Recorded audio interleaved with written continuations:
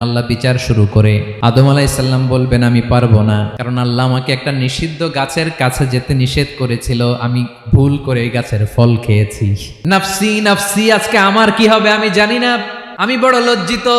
আমারে যদি আল্লাহ জিজ্ঞেস করে কেন খাইছিলাম, আমার কোনো উত্তর নাই, তোমারে বাঁচামো কেমনে আমি?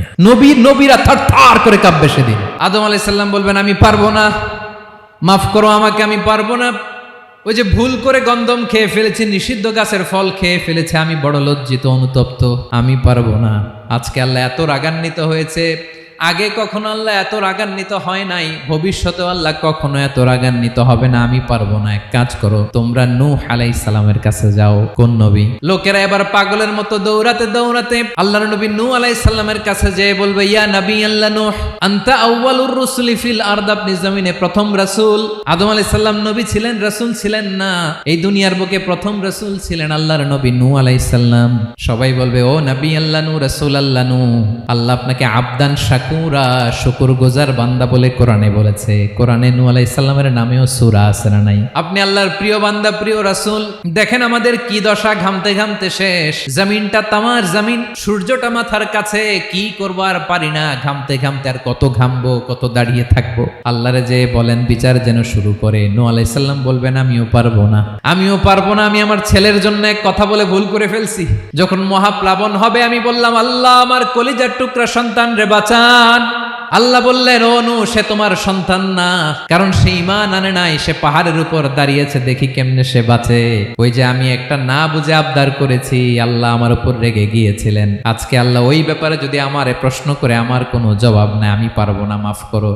তোমরা সবাই মিলে আল্লাহর খালিল ইব্রাহিম আলাইহিস সালামের কাছে যাও। লোকগুলো পাগলের মতো খুঁজতে আরম্ভ করবে, অযুত লক্ষ নিযুত কোটি মানুষের ভিড়ে আল্লাহর খালিল ইব্রাহিমকে যেয়ে বলবে, ইয়া খালিলুল্লাহ, ও আল্লাহর খালিল, আল্লাহ আপনাকে বড্ড ভালোবেসেছেন, আপনি কাবা বানিয়েছেন, আল্লাহ আপনাকে বড্ড পছন্দ করেন। দেখেন আমাদের কি অবস্থা, আপনি যে আল্লাহর কাছে সুপারিশ করেন যেন আল্লাহ আজকে বিচার শুরু করে। আল্লাহর নবী ইব্রাহিম বলবেন আমিও পারবো না, আমি আমার জীবদ্দশায় 3টা মিথ্যা বলেছি। কয়টা? আসলে মিথ্যা না, একটু টুইস্ট করে কৌশল করে কথা বলেছিলেন, ওইটাকে হাদিসে মিথ্যা বলা হয়েছে। আমি জীবনে 3টা মিথ্যা বলেছি, জীবন বাঁচানোর তাগিদে কৌশল করে 3টা কথা বলেছি। আজকের এই কঠিন ময়দানে আল্লাহ যদি ওই 3টা কথার ব্যাপারে জিজ্ঞেস করে, লজ্জায় আমি মাথা দেখাতে পারবো না, আমিও পারবো না, আমিও পারবো না। আজকে আল্লাহ এত রেগে আছে, আগে কখনো এত রাগে নাই, পরেও রাখবে না। তোমরা সবাই মিলে বনি ইসরাইলের নবী মূসা আলাইহিস সালামের কাছে যাও। সবাই এবার যাবে মূসা আলাইহিস সালামের কাছে, যেয়ে বলবে, ইয়া নবী আল্লাহ মূসা, আপনি ছিলেন কালিমুল্লাহ, আল্লাহর সাথে সরাসরি কথা বলতেন, রব্বুল আলামিন আপনাকে তাওরাত কিতাব দিয়েছেন, আপনি যে একটু সুপারিশ করেন। আল্লাহর নবী মূসা বলবেন, মাফ করো, আমিও পারবো না, আমি দুনিয়ার বুকে ভুল করে একটা মানুষকে মেরে ফেলেছি। আমি মারছিলাম আদব শিক্ষা দেওয়ার জন্য এক থাপ্পড়, এই থাপ্পড়ে যে ওই লোক মরেই যাবে আমি জানতাম না। আজকে আল্লাহ যদি জিজ্ঞেস করে কেন মারলা, জবাব আছে। ওই লজ্জায় আমি অনুতপ্ত, আমি পারবো না, আমার এই কথা বলো না। আজকে আল্লাহ বড্ড রেগে আছে, আমি পারবো না। তোমরা আল্লাহর নবী ঈসা আলাইহিস সালামের কাছে যাও। কিয়ামতের ময়দানে মানুষগুলো পাগল পাড়া হয়ে আল্লাহর নবী ঈসা আলাইহিস সালামের কাছে যাবে, যে বলবে, নবী ঈসা আপনি রূহুল্লাহ, বাবা ছাড়া আল্লাহ আপনাকে বানিয়েছেন, ইনজিল কিতাব দিয়েছেন, মৃত মানুষকে আপনি জীবিত করতে পারতেন। আজকের এই কঠিন বিপদের দিনে আপনি আমাদের সাহায্য করেন। আল্লাহর কাছে যে বলেন যেন বিচার শুরু করে। ঈসা আলাইহিস সালাম বলবেন আমিও পারবো না, ইন্নী উবিদতু মিন দুনিল্লাহ, আমার উম্মত খ্রিস্টানেরা আল্লাহরে বাদ দিয়ে আমি ঈসার ইবাদত করেছে। আমার মা ম্যারি আর আমাকে ডাকতো জেসাস ক্রাইস্ট, আমার ইবাদত করেছে, যদিও আমি আমার ইবাদত করতে বলি না। ঈসা আলাইহিস সালামও ইবাদত করতে বলেছেন একজনের, তিনি কে? আল্লাহর নবী ঈসা আলাইহিস সালাম বলবেন আমিও পারবো না। আজকে আল্লাহ অনেক রেগে আছে, আমি পারবো না, তবে একটা পরামর্শ দিতে পারি, একটা সাজেশন দিতে পারি। আজকের দিনে এই কঠিন মুসিবতের কালে, এই কঠিন সময়ে কেউ আল্লাহর দরবারে দাঁড়িয়ে একটা টু শব্দ করার ক্ষমতা কারো নাই, একমাত্র আখিরি জামানার পয়গম্বর বিশ্বনবী মুহাম্মদুর রাসূলুল্লাহ ছাড়া। মানুষগুলো এবার আগুনের মধ্যে পানি দিলে যেমনি আগুন নিভে যায়, দাউ দাউ করা হৃদয়ে জ্বলন্ত আগুন তাদের ঠান্ডা হবে। কিয়ামতের ময়দানে ওই বিভীষিকাময় সময়ে মুসিবতের কালে মানুষগুলো পাগল হয়ে বিশ্বনবীকে খুঁজতে আরম্ভ করবে। সবাই মিলে বিশ্বনবীর কাছে যেয়ে বলবে, ইয়া রাহমাতাল লিল আলামিন, ইয়া খাতামান নবীন, রাহমাতাল লিল আলামিন। দেখেন আমাদের কি অবস্থা, কি কঠিন বিপদে আমরা আছি, দাঁড়াতে পারি না, সূর্যের আলোতে ঘেমে হয়রান। আজকে কেউ সুপারিশ করতে পারবে না। সব নবীরা অপারগতা স্বীকার করেছে, তারা বলেছে আপনি ছাড়া কেউ নাকি আল্লাহর সামনে দাঁড়াতে পারবেন না, আপনি একটু সুপারিশ করেন। বিশ্বনবী বলবেন আসো আসো, আজকের দিনে আমি ছাড়া আল্লাহর সামনে কেউ দাঁড়াতে পারবে না। বিশ্বনবী মাকামে মাহমুদে যে আল্লাহু আকবার বলে সিজদায় লুটিয়ে পড়বেন, আল্লাহ রাব্বুল আলামিন বিশ্বনবীকে এমন কিছু চমৎকার শব্দ শিখাবেন, ওই শব্দগুলো দিয়ে আল্লাহর প্রশংসা করে বিশ্বনবী কাঁদতে আরম্ভ করবেন। বিশ্বনবী এমন ভাবে অজর দ্বারায় সিজদায় লুটিয়ে পড়ে কাঁদবেন, রব্বুল আলামিনের রহমতের দরিয়ায় জোশ লেগে যাবে। রব্বুল আলামিন এই দৃশ্য থেকে সহ্য করতে পারবেন না। রব্বুল আলামিন বলবেন ইয়া মুহাম্মদ ইরফা রাসাক, ও নবী আপনি মাথা তোলেন, মাথা তোলেন, আপনার কান্না আমি সহ্য করতে পারি না। নবী আপনি মাথা তোলেন, সাল তুতা, আজকে আপনি যা চাবেন তাই দেব। নবী আপনি সিজদা থেকে মাথা তুলেন, সাল তুতা। বিশ্বনবী এবার মাথা তুলবেন। যে বিভীষিকাময় সময়ে প্রত্যেক নবী বলেছেন আমি পারবো না, প্রত্যেক নবী বলেছেন নফসি নফসি, আমার কি হবে আমি জানি না, আল্লাহ আমারে বাঁচাও। প্রতিটি নবী বলবে নফসি নফসি, আল্লাহ তুমি আমারে বাঁচাও আমারে বাঁচাও। বিশ্বনবী মাথা তুলবেন, তুলে বলবেন রব্বি হাবলি উম্মতি, আল্লাহ তুমি আমার গুনাহগার উম্মতকে বাঁচাও।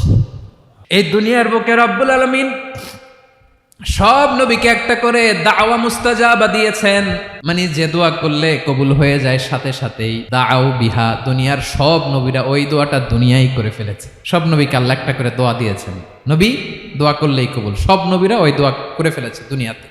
বিশ্বনবী বলেন আমি করি নাই। ওয়া ইন্নী আখতাবিউ দাওয়াতি শাফাআতান লি উম্মতি ইয়াউমাল কিয়ামাহ, আমার ওই স্পেশাল দোয়াটা আমি দুনিয়ার বুকে কঠিন বিপদে পড়েও কোনোদিন করি নাই। আমি আমার স্পেশাল দোয়াটা কিয়ামতের দিন আমার গুনাহগার উম্মতকে সুপারিশের জন্য রেখে দিয়েছি। আল্লাহ বলবেন নবীর ফারাসাক, মাথা তোলেন, আর কাটবেন না। বিশ্বনবী মাথা তুলবেন, আল্লাহ বলবেন সাল তুতা, আপনি যা চাবেন তাই দেব। ওয়াশফা তুশাফা, সুপারিশ করেন, সুপারিশ কবুল করব। বিশ্বনবী বলবেন আল্লাহ ওই স্পেশাল দোয়াটা দুনিয়াতে করি নাই, আজকে আমি তোমার দরবারে দাঁড়িয়ে কিয়ামতের দিন ওই দোয়াটা করছি। আল্লাহ আমার যে উম্মতের হৃদয়ে যাররা পরিমাণ ঈমান আছে, আমার একটা উম্মতকেও তুমি জাহান্নামে ঢুকাতে পারবা না। বিশ্বনবী পাগলের মতো একবার হাউজে কাউসারে যাবেন, একবার সিরাতে যাবেন, একবার পুলসিরাতের দিকে, একবার হাউজে কাউসারের দিকে, পাগলের মতো দৌড়াতে থাকবেন, তার কোনো গুনাহগার উম্মত যাতে জাহান্নামে ঢুকে না যায়। সেদিন কেউ সুপারিশ করতে পারবে না বিশ্বনবী ছাড়া। এজন্য 5 নম্বর আল্লাহ বললেন মান যাল্লাযী ইয়াশফাউ ইনদাহু ইল্লা বিইযনিহি, কার সাহস আছে, কার এত বড় বুকের পাটা কিয়ামতের কঠিন দিন আল্লাহর সামনে দাঁড়িয়ে সুপারিশ করবে? কারো ক্ষমতা নাই, কারো ক্ষমতা নাই।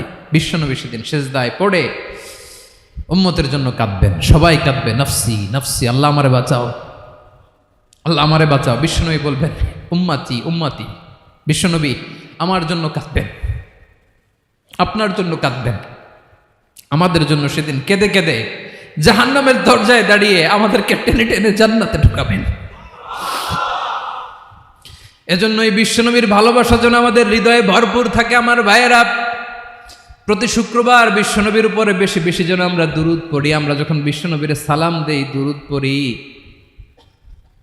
একদল স্পেশাল ফেরেশতা আছে যারা বিশ্বনবীর দুধটা নিয়ে সরাসরি বিশ্বনবীর রওজায় যায়, যে বলে অমুকের বেটা অমুক আপনারে সালাম দিয়েছে। বিশ্বনবী নিজ কবরের থেকে নিজেই সালামের উত্তর দেয়।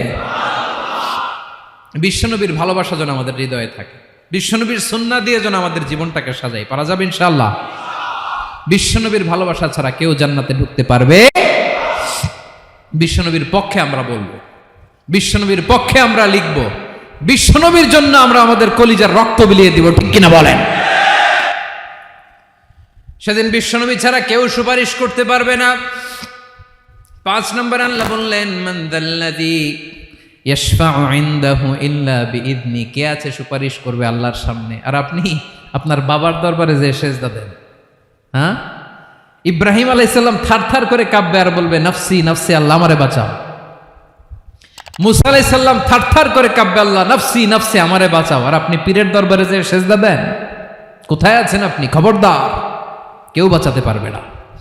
যাকে ইল্লা আল্লাহ যাকে অনুমতি দেন, বিশ্বনবীকে দিবেন, নবীদেরকে দিবেন। এরপরে আল্লাহ তার স্পেশাল ওয়ালিদেরকে, মুত্তাকিনদেরকে, শহীদদেরকে, সিলেক্টেড বান্দাদেরকে দিবেন। কিন্তু কাকে দিবেন, কার জন্য দিবেন, দুনিয়ার কেউ জানে না একজন ছাড়া, তিনি কে?